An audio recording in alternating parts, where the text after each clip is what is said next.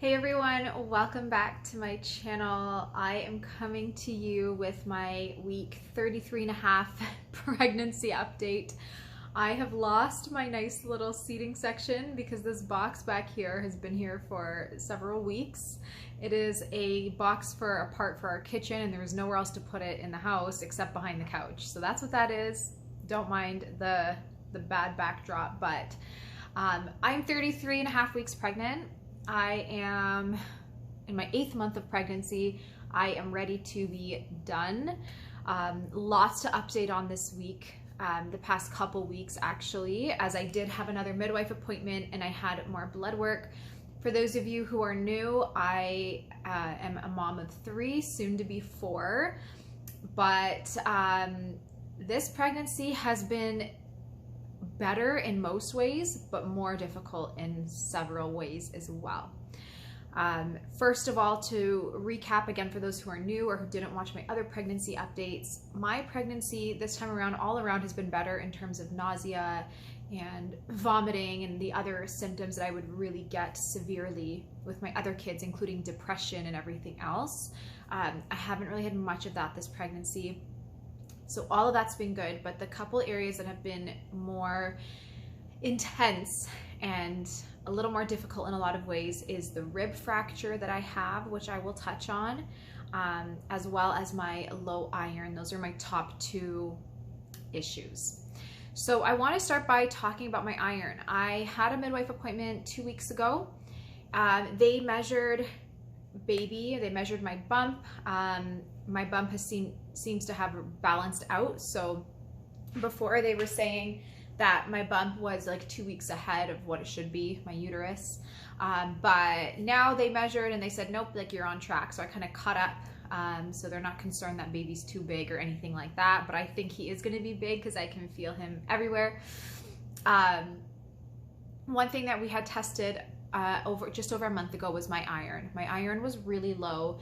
And they were concerned that if it dropped anymore, or at least an increase a little bit, that I would not be able to have a home birth, which I was planning to have this pregnancy. I had a home birth with my last child and it was the only way to go for me going forward. So I was really counting on a home birth. When they tested me just over a month ago, they said currently we feel that home birth is off the table. They said, but we'll retest your iron in a few weeks, supplement a little bit more, and we'll see what happens with your iron. The issue is that, again, for those of you who are new, I have autoimmune disease, and the way my body works is that when I take too much iron, either through supplementation or food or an IV or anything else, it puts my body into what is called the Fenton reaction, and I actually get a lot more inflammation and I flare up really bad with my psoriasis. And I cannot, therefore, get a lot of iron in at one time. I have to be very careful with how much I'm actually taking or consuming, which makes it difficult to bring my iron levels back up. I started taking a lot more iron towards the last couple weeks before my blood work because I really wanted my numbers to go up. And it started to put me into the Fenton reaction, and that actually depletes once your body's really inflamed, you pump through more iron, so it actually lowers your iron stores even more. So it's kind of like this catch-22 where if you take enough iron to bring your levels up, you actually will deplete your levels a lot more. But if you don't take enough iron, your levels will continue to drop as you progress through pregnancy. So it's this hard situation. Anyway, long story short, I had my blood work 2 weeks ago. My initial round of blood work showed that my iron was at 111 or 112. I forget the exact number. I put it in my last video, but I don't remember the number off the top of my head right now. But it wasn't high enough. It was pretty much whether it's low enough that they're concerned. I got tested 2 weeks ago, or just under, and my blood work actually came back showing that I dropped 20 points. So my iron dropped significantly, which was kind of a shock because that period of time where I was trying to get my iron levels up, I was eating grass-fed beef and beef liver capsules and iron supplements every single day. So I was doing my very, very best to get my iron levels up, and it was really disheartening to see that with all of that effort, because I did start entering that Fenton reaction, I actually did drop 20 points in iron. My iron stores, my ferritin had also dropped as well, which isn't good. And I knew when I was going in there that it was going to drop, because the first thing she said, the midwife said to me when I walked in was, "Oh, you look pale." And I was like, oh no, here we go. That means my iron's even lower. And I mean, I look tan right now because I'm out in the sun a lot, but if you see me like in person without makeup or without a tan on, I am a lot more pale. So there's that. I had a feeling, I've been feeling a lot more tired, a lot of dizziness. So I had a feeling that my iron is just getting worse and worse, which isn't great. At this point, home birth is not an option, which took a bit for me to, I guess, kind of get used to or accept. But I did stress to them that hospital birth was not something I was wanting, unless I absolutely had to, obviously for the sake of the baby. I want a healthy baby and a healthy, you know, postpartum recovery period. But I was really saying, like, I know I really need a home birth. And they said that they would test me one more time.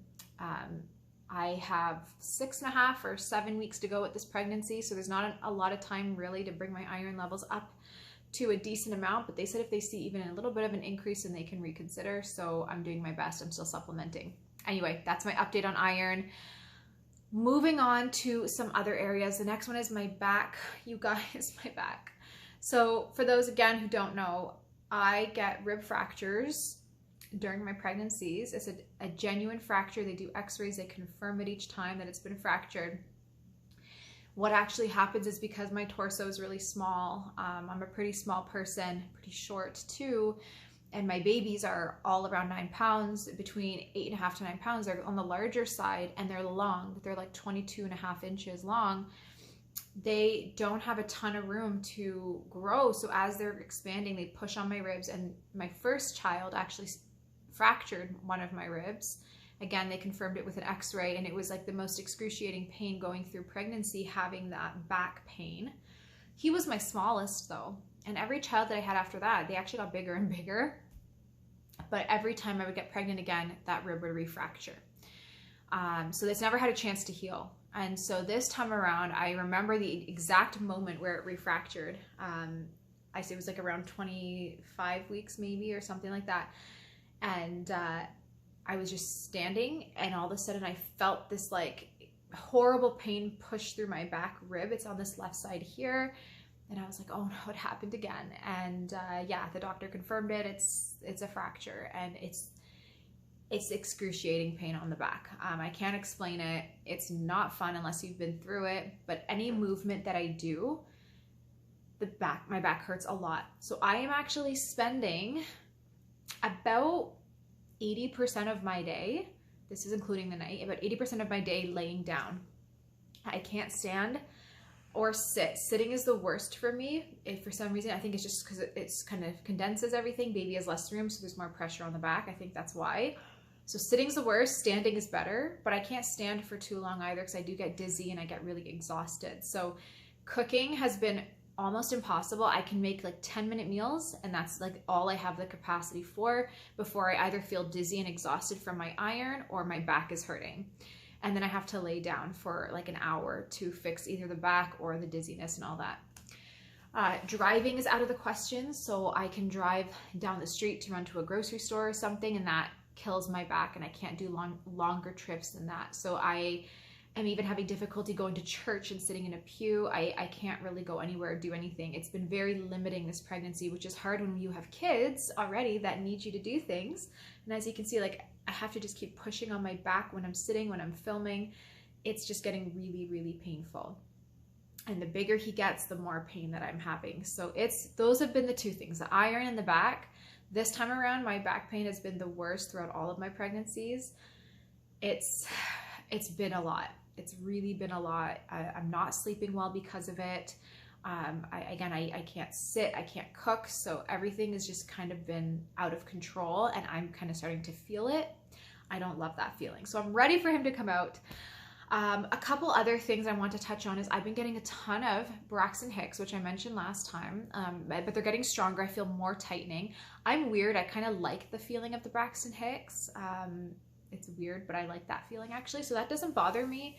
And I love when they're getting tighter and more intense, because I'm like, okay, things are practicing and happening in the body. It's a good thing. But I've also been getting legit contractions. I've had a few where they've gone around and wrapped around the back, and my baby is posterior. I have an anterior placenta. He currently is head down and posterior last time they felt him. I have another midwife appointment in 2 weeks, and they'll confirm again which position he's in. But all of my babies were posterior, and so that naturally puts pressure again on the back, the lower back. So I've had some contractions where I felt the lower back pain, and some where I just felt it all in the lower front. But they've been pretty painful. Nothing that I can't handle. I work through it. It's fine.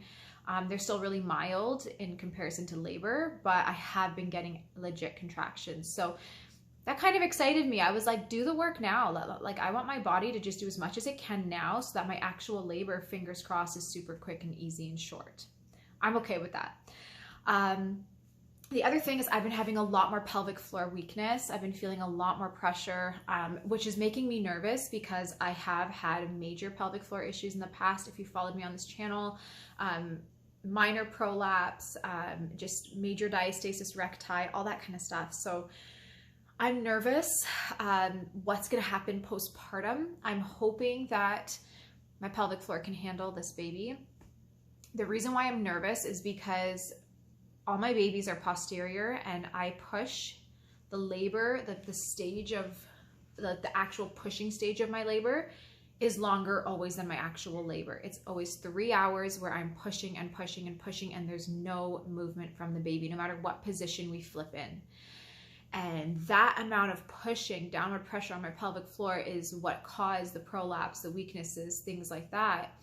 I'm nervous at this time around because I've already had 3, because my pelvic floor is a lot weaker. And yes, I've done a lot of work on my pelvic floor, but nowhere near enough to get it back to where it needs to be. I'm nervous that this time around it's going to cause a full prolapse or something. So I'm really stressed about that, which does put anxiety in my mind about labor itself. Again, I have a really high pain tolerance. My pain tolerance is really high, to the point where unless I feel like I'm actually dying, I'm fine. I can handle it. And so labor for me, not a problem. The time where it gets really bad is when it's pushing time. If I only had to push 3-4 times and baby was out, it'd be like, labor would be easy peasy. But because I'm pushing with all that back pain and pressure, and a 9-pound babies for 3 hours straight, that excruciating, feels like your back is snapping and breaking. That pain is what becomes to be a lot. And that pain has really given me a lot of anxiety around giving birth. I know my body can do it. I know I can get through it. I've done it before. I know I don't have a choice. Baby has to come out. So it's not that I'm like, I don't want to do labor because I don't have a choice, but I do have a lot of anxiety around the fear that I'm going to have to be pushing for 3 hours again and go through that excruciating pain, which in turn will also put a lot of damage and pressure on my pelvic floor. But what I'm doing is I'm talking to the midwives. They actually recommended a sterile water injection, which I'm not sure if any of you mamas have had before or know someone who's had it. If you have, please comment down below and let me know your experience. They mentioned that sterile water injection is something that they can do for pain relief.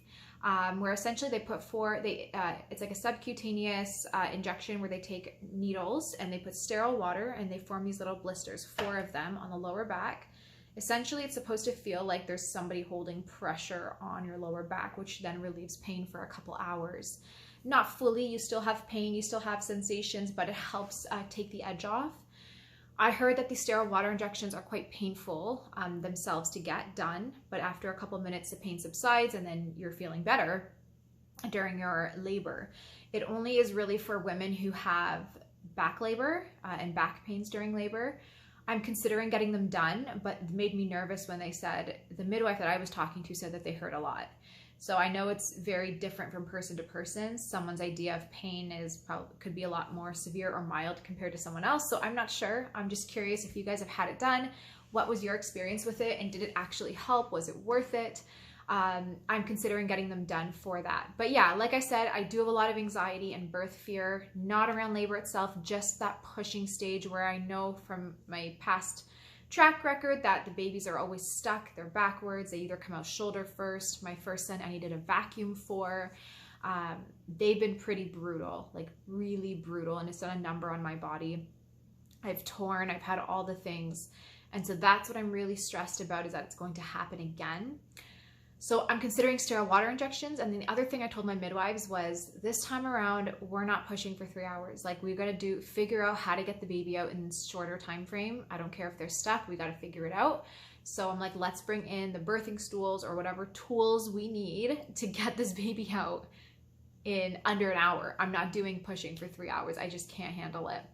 And they're like, we'll talk closer to the date and we'll go through some things. So I'm hoping that it'll be better this time around. But at the end of the day, I do have some nervousness around that, and I have been considering a doula. I've heard mixed things. Some people said doulas they found was a waste of money. It didn't really help them or improve their birthing experience that much. Others said they're amazing. So I'm kind of also doing my own research, trying to figure out if it's something that I want. I'm a really hands-off person. I don't want people to touch me or be near me when I'm in pain, or I don't want people asking questions or even talking to me. So I'm not sure what a doula offers, but I did reach out to a couple. One of them I reached out to, I was like, listen, I have a lot of fear and anxiety around birth. I'm like, I'm not necessarily even looking for someone to help me get through my labor. I said, I'm okay with doing that on my own. I'm actually looking for support pre-labor to get rid of this fear and this anxiety, so I'm not going into labor stressed out and having a lot of fear. So I'm not sure if that's something that doulas do. I reached out to a few to see if they do kind of pre-work, where they're helping put me in a different mindset rather than the birth itself. So a lot of things I'm still planning out, but everything's been going well. Aside from that, we have gotten most of baby things ready to go. He's got his clothes. I stocked up on diapers. I've got all the wet wipes. We've got his bottle, pacifier, swaddle cloth. So all the essentials. Diaper bag is in. I'm going to do a little tour of his stuff that we got, go over some things with you guys in another video when I have a minute. But we're pretty much good to go. His crib came in yesterday. We bought a mini crib, which I will let you guys know if I like or not. We don't have the room for a full-size crib. The way the bedrooms are in our house, we only have 3 bedrooms. The rooms are small, and the way the closet's positioned, there's just no room for a larger crib without blocking something. So we're going with a mini crib, and we're gonna have to figure it out. But that came in, so pretty much everything's ready to go. The only thing that I still need to do is pack our hospital bags, just in case we have to end up going to the hospital or something happens where we need to go. And we also have to set up his bassinet in our bedroom. And then the last thing we have to do is get a car. Yes, we still have not gotten one. I know I talked about this in a few of the videos. It's been really stressful. We only have a 5-seater sedan right now, and we need a SUV, something with 7 seats, because we need more than 5 seats now that we're having our 4th child. And let me tell you, the market right now for buying cars is not fun, and it's expensive, and it's aggressive. Every time we find a vehicle that we're like, yep, this one's the one, we go to call them to purchase it, and it's been sold within minutes. So it's kind of crazy and really competitive right now. So I'm just hoping and praying we get some things. We are really running out of time now that we're like a month and a half away. So anyway, that is everything. That's all the updates. I'm going to show you guys the bump. Other than that, I'm feeling good. I have lots of like motivation and everything else. So everything has been great. It's just the back pain and the iron. Like I mentioned last time, that's been really making this pregnancy difficult. I need to sleep all the time, and I'm laying down everywhere. Like I had to stop going to church, and like I mentioned, and everything. If you come see me at any point during the day, there's a good chance I'll be laying right here on this couch and not moving. So I'm not very productive, which has not been fun. I also have not been able to like fill up my freezers or anything with food, which with my other kids, I stocked up my freezers with meals and snacks so that my family had lots of things to eat when I was healing and didn't have time to cook or wasn't able to cook. This time around, I can't. I just cannot be in the kitchen for more than a few minutes. So it's going to be very different. We'll see how it goes. But anyway, I will show you guys the bump, and that's about it. Thank you so much for tuning in, for watching this video. Please share your thoughts below on any of the things that I mentioned, but especially the sterile water injections. I'd love to know if any of you had them or considered them, or if you did get them, how they went. If you didn't, why? Just so I kind of have a little more insight into whether or not it's something I want to be getting. Anyway, I hope you have a beautiful day, and I will talk to you all soon. Bye. All right, here is the bump.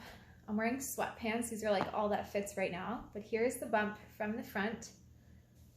For 33.5 weeks pregnant. I have definitely grown the past week or two. Everybody's noticing it. I have an outie, as you can see, can't hide that anymore. So bump is nice and big. Here is from the side for 33.5 weeks. It's nice and round. Here's the other side. It's definitely sticking out a lot more. And the front.